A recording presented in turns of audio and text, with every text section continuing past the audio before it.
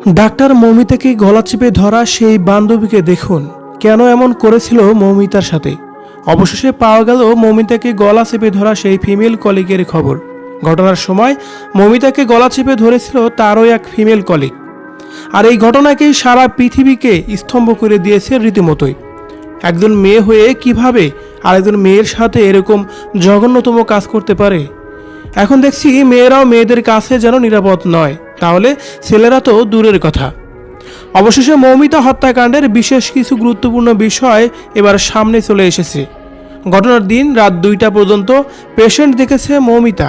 তার সাথে ছিল আরও 4 কলিগ, ফিমেল কলিগও তার সাথে ছিল। তারা একসাথে টিভি দেখেছে, গল্প করেছে, এবং কি এক সময় মৌমিতা অনলাইন থেকে খাবার অর্ডারও করেছিল। আবার সেই খাবার তারা 4 জন মিলেই একসাথেই খেয়েছে। খাবার খাওয়ার পর যখন শরীরে একটি ক্লান্তি ভাব চলে আসে, তখনই উপরে 4 তলায় বিশ্রাম নিতে চলে যায় মৌমিতা। কিছু সময়ের জন্য চাপমুক্ত থাকতে চেয়েছিলেন মৌমিতা।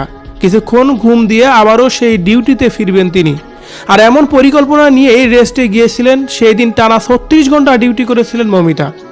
যখন সে 4 তলায় ঘুমাতে গেল একটু সময়ের জন্য, কিন্তু কে জানতো তার এই সময় শেষ সময়, তার এই ঘুমই শেষ ঘুম।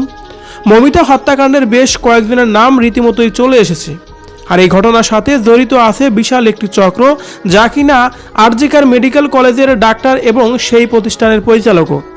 আর এই চক্রের মধ্যে অন্যতম ফিমেল কলিগও জড়িত আছে, এমন খবরও তো শোনা যাচ্ছে। মৌমিতার খবর জানিয়ে দিয়েছিল সেই ভক্ষকদের। আর তাই তো এখন বোঝাই যাচ্ছে মেয়েরাও মেয়েদের কাছে যেন নিরাপদ নয়, তাহলে ছেলেরা তো বহুদূরের কথা।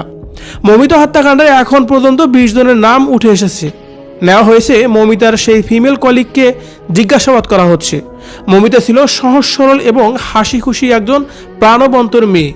সহকর্মীদের সাথে সবসময় হাসি খুশিভাবেই বন্ধুসুলভভাবে আচরণ করত। আর তাকেই মৃত্যুর মুখে ঠেলে দিল তার সহকর্মীরাই। দর্শক, মৌমিতা হত্যাকাণ্ডের সাথে যারা জড়িত আছে তাদের এই নৃশংস কাজ নিয়ে আপনার যদি কোনো মতামত থেকে থাকে কমেন্ট করে জানিয়ে দিন কমেন্ট বক্সে। ধন্যবাদ পুরো ভিডিওটি দেখে সঙ্গে থাকার জন্য।